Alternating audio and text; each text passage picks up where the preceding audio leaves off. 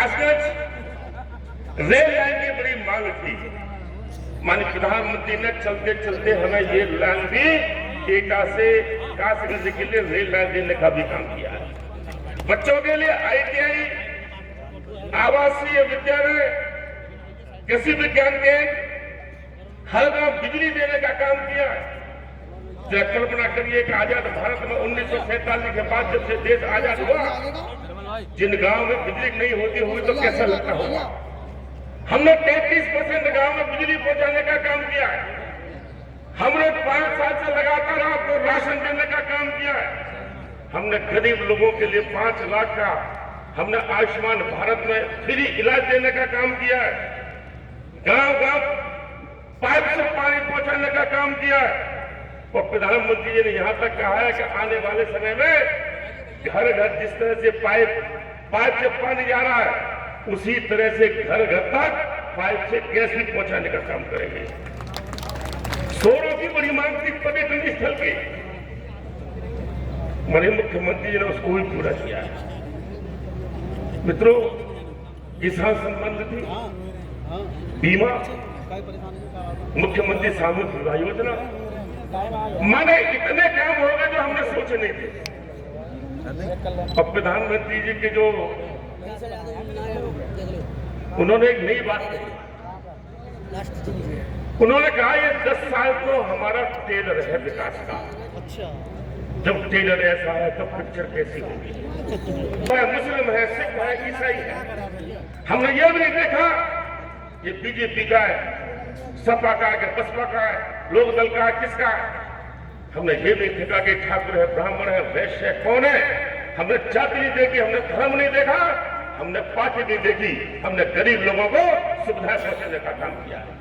और 25 करोड़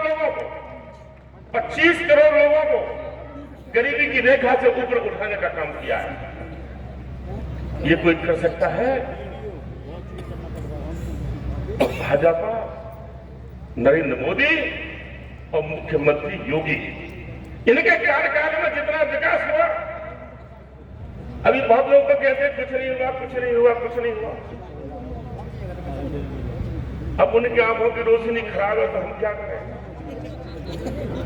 अच्छे डॉक्टरों को दिखाना चाहिए कुछ हुआ कि नहीं हुआ।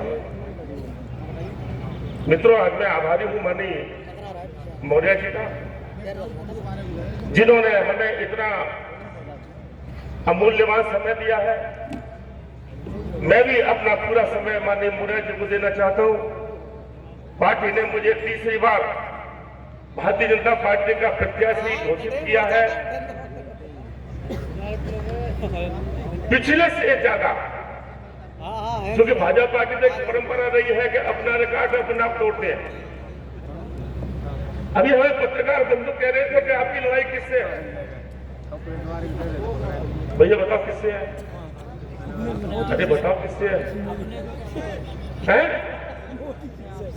अरे आपकी लड़ाई किससे है? कौन सी पार्टी से है? किसी से नहीं है। लेकिन 2 नंबर पर कोई आएगा, 3 पर कोई आएगा, दूसरे नंबर पे आएगा तो कोई जो कम से कम 4-5 लाख वोट के अंतर से आपकी लड़ाई BSP से है।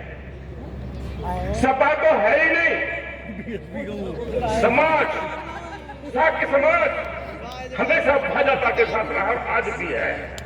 कोई भी वर्ग ऐसा नहीं है, कोई भी वर्ग ऐसा नहीं है जिसमें भारतीय जनता पार्टी को बड़ी मात्रा में समर्थन न मिल रहा हो। मैं कम से कम लगभग 200 मैंने अपने शक्ति केंद्र किए, एक भी जगह ऐसा नहीं लगा जो नहीं देते थे वोट, उन्होंने भी वोट देने का मन बना लिया है। इसलिए कि इस देश को मजबूती आनी चाहिए। आपका एक वोट इस देश को बहुत मजबूती दे सकता है। आपका एक वोट प्रधानमंत्री को तीसरी बार हैट्रिक लगाने के लिए हुआ। आपका एक वोट इस देश की स्थिति को और मजबूत करने का होगा। आपका एक वोट गरीब कल्याण की जितनी योजना चल रही है उसको और आगे तक चले, ये इसके लिए होगा। ये चुनाव गांव का नहीं है, ये चुनाव नाली खरीदने का नहीं है, ये चुनाव प्रदेश का नहीं है, ये चुनाव देश का है। ये चुनाव है प्रधानमंत्री को, मोदी जी को तीसरी बार प्रधानमंत्री बनाने का। और हम लोगों ने तय कर लिया कि इस बार 400 पार का जो नारा दिया है कोई माई कलर रोक नहीं सकता।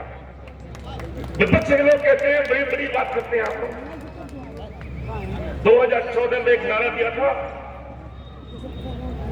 प्रधानमंत्री जी ने कि इस बार भारतीय जनता पार्टी की प्योर सरकार बनाएंगे, और 2014 में प्योर सरकार बनी। 2017 में नारा दिया था उत्तर प्रदेश के अंदर 300 पार, और आपने दी थी 375। 2019 में नारा दिया था 300 पार, और आपने सांसद जिताए 303, और अब नारा दिया है 400 पार। कोई माई कला रोक नहीं सकता, 400 पार होगी ही। आइए हम सब लोग 7 तारीख का मतदान है, एक एक वोट कमल के फूल पर देने का हम काम करेंगे, ऐसा निवेदन मैं आपको करने आया हूं। और आप इतनी बड़ी संख्या में यहाँ पे आए हैं मुझे आशीर्वाद देने के लिए मैं हृदय से आपका आभार व्यक्त करता हूँ। बहुत बहुत धन्यवाद। राजू भैया जिंदाबाद, राजू भैया जिंदाबाद। धन्यवाद भैया जी, आप जिनको हम सुनने के लिए यहाँ उपस्थित हैं।